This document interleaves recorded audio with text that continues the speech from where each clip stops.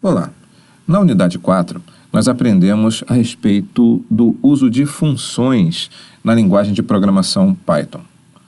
Vamos falar um pouco agora utilizando exemplos práticos para discutir um pouco sobre o uso de funções. Nós já sabemos que as funções são trechos de código que nós utilizamos para facilitar a organização do nosso programa e também facilitar a manutenção desse programa. Os programadores, em geral, usam muito funções para poder melhorar a leitura do código, a manutenção do código e, claro, reaproveitar parte do código em outros projetos. Mas vamos falar um pouco sobre o uso de funções com algumas atividades. Reparem que aqui o PyCharm já está aberto e entre as linhas 1 até a 5 nós temos aqui comentários, uma docstring, mostrando o que nós vamos fazer aqui. O programa ele vai ler uma distância em quilômetros e ao final vai calcular e informar a distância convertida em metros. Então, a ideia é permitir que o programa faça o seguinte: apresente na tela uma mensagem para que o usuário digite uma distância em quilômetros e essa distância vai ser convertida em metros e apresentado para o usuário. Para isso, nós vamos utilizar uma função bem simples. Repare aqui na linha 7. O comando def é utilizado para construir a função. O nome da função é converte metros. E para essa função, nós estamos aqui dentro do parênteses utilizando uma variável chamada dist, que vai receber um valor, no caso, representando a distância em quilômetros. Dentro da função, nós temos apenas uma linha. O comando return vai retornar o resultado do cálculo que está aqui à direita dele, dist multiplicado por 1000. Então, como nós vimos lá no material de aula, para construir a função, nós precisamos do comando def, o nome da função, parênteses. Opa, deixa eu retornar aqui. Acabei cometendo uma falha. Pronto. Então, aqui o nome da função, converte metros. Temos aqui, dentro do parênteses, a variável dist, 2 pontos, e aqui dentro, uma linha de comando. Poderiam até ser mais, caso fosse necessário. Bem, agora vamos ver como o programa está utilizando a função. A partir da linha 10, eu vou utilizar aqui a barra de rolagem para nós analisarmos melhor. Muito bem. A partir da linha 10, eu tenho aqui a mensagem de comentário, programa principal. E veja, na linha 12 e na linha 13, eu estou utilizando o comando print para apenas pular uma linha e mostrar o sinal de hífen 30 vezes na tela. É apenas para dar um efeito visual. Já na linha 14, eu tenho uma variável chamada distância, e ela está recebendo o resultado de um input convertido para float. No caso, a mensagem que vai aparecer na tela é essa: digite uma distância em quilômetro. Quando o usuário digitar essa distância, ela vai ser armazenada na variável distância. Em seguida, na linha 15, eu estou utilizando o comando print. Utilizando o comando print com a formatação. E reparem que depois da frase distância em metros, eu estou utilizando aqui a função converte metros e, dentro de parênteses, a variável distância. Então, se eu digitar o valor 5, esse valor 5 vai ficar armazenado na variável distância. E quando eu executar o que está aqui na linha 15, vai entrar em ação a função converte metros. E ele vai levar esse valor 5, que está armazenado em distância, lá para o início. Está vendo aqui a linha 7? O valor 5 vai ficar armazenado agora em dist, e ele vai ser utilizado para fazer o cálculo. Então ele vai retornar dist multiplicado por 1000, ou, como diz o meu exemplo, como eu disse no meu exemplo, 5 multiplicado por 1000.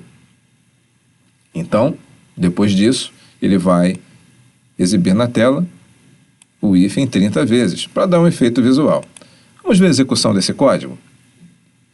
Eu vou agora clicar aqui na execução. E aqui na minha área de console, vou aumentar aqui um pouco o espaço, eu posso ver exatamente aquilo que já foi discutido. Repare, o que está aqui na linha 13, está aqui, ó, os 30 tracinhos. E logo abaixo, ele está pedindo para eu digitar uma distância. Eu vou digitar 5. E quando eu der Enter, veja o que vai acontecer. Distância em metros, 5.000, e depois, novamente, 30 tracinhos. Exatamente como eu havia mencionado. Então, no caso, é um programa simples, mas já podemos visualizar aqui a maneira como se trabalha com funções em Python. Bem, mas aqui é um programa bem simples, né? Vamos tentar verificar sobre o uso de funções em outras situações. Agora, veja esse segundo exemplo. Eu tenho aqui o exemplo de uma calculadora simples usando funções. É uma calculadora bem simples mesmo. O que ela vai fazer é somar, subtrair, multiplicar e dividir. No caso, 2 números. Bem, repare o que foi feito aqui na linha 3. Uma função chamada soma. E ela está recebendo 2 valores, no 1 e no 2. Aqui na linha 4, ele está retornando a soma desses 2 valores. Já na linha 6, eu tenho uma função chamada subtração, que também está recebendo 2 valores e está retornando a subtração de num1 por num2. Já na linha 9, eu tenho a multiplicação e na linha 12 eu tenho a divisão. Então agora eu tenho 4 funções. Bem simples, é verdade, mas já tenho um pouco mais de funções aqui no meu exemplo, né?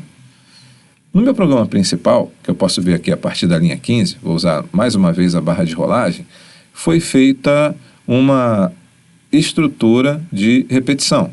Primeiro aqui, ó, na linha 17, eu tenho uma variável chamada opção, que recebeu o valor 1. E aqui, a minha estrutura de repetição está verificando o valor de opção. Bom, repare que logo após o while, eu tenho uma sequência de prints entre as linhas de 20 e 26. A ideia é apresentar para o usuário opções daquilo que ele pode escolher. Se ele quer sair do programa, se ele quer somar, subtrair, multiplicar ou dividir 2 números. Bem, naturalmente, eu preciso de uma variável que armazene a opção do usuário. E a variável opção está fazendo isso. Ela está sendo usada para controlar a minha estrutura de repetição. Inicialmente ela começou com o valor 1, mas isso não quer dizer que ela vai ficar com esse valor. Foi apenas para entrar aqui. E agora, eu estou pedindo para o usuário digitar um número. Muito bem, ele vai ser armazenado em opção. E veja, dentro da minha estrutura de repetição, eu tenho um if. Ele está verificando se a opção é igual a 0. Se isso for verdade, ele vai abandonar a estrutura. Você deve lembrar daquilo que nós já estudamos antes sobre estruturas condicionais e estruturas de repetição, inclusive o uso do comando break. Se você quiser recordar, é válido olhar as unidades anteriores. Bem, repare que agora ele já verificou se a opção foi igual a 0. Se for, ele vai sair, porque isso é o que foi explicitado aqui na minha lista de opções para o usuário. Bem, mas agora, se ele não digitou 0, é porque ele vai fazer algum tipo de cálculo. Então, eu estou pedindo para ele digitar o primeiro número e o segundo número. O primeiro número vai ser armazenado em valor 1, conforme mostra a nossa linha 34. E o segundo número vai ser armazenado em uma variável chamada valor 2, conforme mostra a linha 35. Mais uma vez, eu estou usando o comando if para fazer o seguinte. Se a opção escolhida for igual a 1, é porque eu desejo fazer um somatório. Então, eu vou escrever na tela as variáveis, os valores que foram digitados, valor 1 e valor 2, e em seguida eu estou chamando a função soma e enviando esses 2 valores para que ele possa retornar a soma dos 2 valores. Então, por exemplo, se eu digitar aqui em cima o primeiro número, 10, segundo número, 20, a resposta, nesse caso, vai ser 30. Ele vai mostrar aqui 10 mais 20 igual a 30. Vamos testar para ver se realmente é isso que vai acontecer? Vou executar o programa. Bem, eu vou aumentar aqui um pouco a área do console. Veja que ele mostrou as opções que eu posso escolher. Eu vou escolher a opção 1, soma, e vou dar Enter. Então, vou digitar aqui o número 10, vou dar Enter. Vou digitar o número 20. Então, se é um somatório, a resposta tem que ser 30, não é mesmo? Então, Enter. 10 mais 20 igual a 30. E veja, como eu estou numa estrutura de repetição, ele novamente mostra a lista de opções que tem e espera que eu escolha. Bem, vamos olhar novamente aqui o nosso código. Você sabe que, além da soma, eu posso fazer a subtração, a multiplicação e a divisão de dois números. Aqui, nós vimos a lista de opções para o usuário escolher. Ele escolhe a opção e, em seguida, eu verifico se essa opção é igual a zero. Se for igual a zero, ele abandona a estrutura de repetição e, consequentemente, vai abandonar o programa também. Mas, se a opção for diferente de zero, ele vai pedir para que eu digite dois números. Então, se a opção for 1, já vimos que ele vai fazer a soma. Se a opção for 2, ele vai fazer, conforme mostra a linha 41, a subtração. E veja, ele vai utilizar a função subtração. O mesmo vai acontecer nos outros casos. Se ele escolher a opção 3, ele vai chamar a função correspondente, que no caso é a multiplicação, correspondente àquela lista que foi exibida para o usuário escolher. Se ele escolher 4, ele vai utilizar a função divisão. Então, o programa foi preparado para testar a opção do usuário e fazer a chamada da função correspondente. A função pode ser soma, subtração, multiplicação ou divisão. É um exemplo simples, mas que nós podemos utilizar e perceber como a linguagem Python se comporta. Veja, agora eu vou fazer uma subtração. Opção 2. O primeiro número eu vou digitar aqui 40. O segundo número eu vou digitar 10. A resposta deve ser 30 também. Isso mesmo. 40 menos 10 igual a 30. Agora, vou escolher multiplicação. Vou digitar o número 2. E agora vou digitar o número 6. 2 multiplicado por 6 é igual a 12. Vamos tentar agora uma divisão. Vou escolher a opção 4. Vou digitar o número 8. E agora o número 2. 8 dividido por 2 é igual a 4. Bom, finalmente, vou digitar 0 e aí ele vai sair do programa. Isso, ele finalizou. Então, vimos aqui que é possível, em um programa, ter o uso de mais de uma função. Mas é verdade que essas funções aqui são bem simples, né?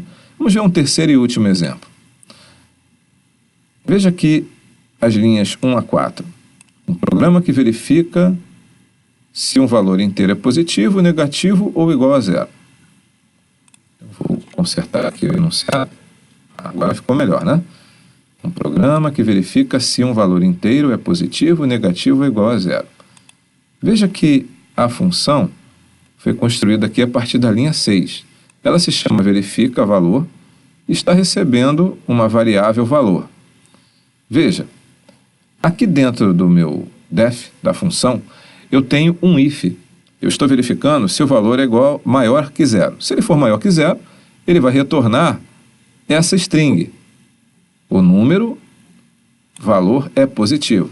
Lembrando que esse valor que está aqui representa um número.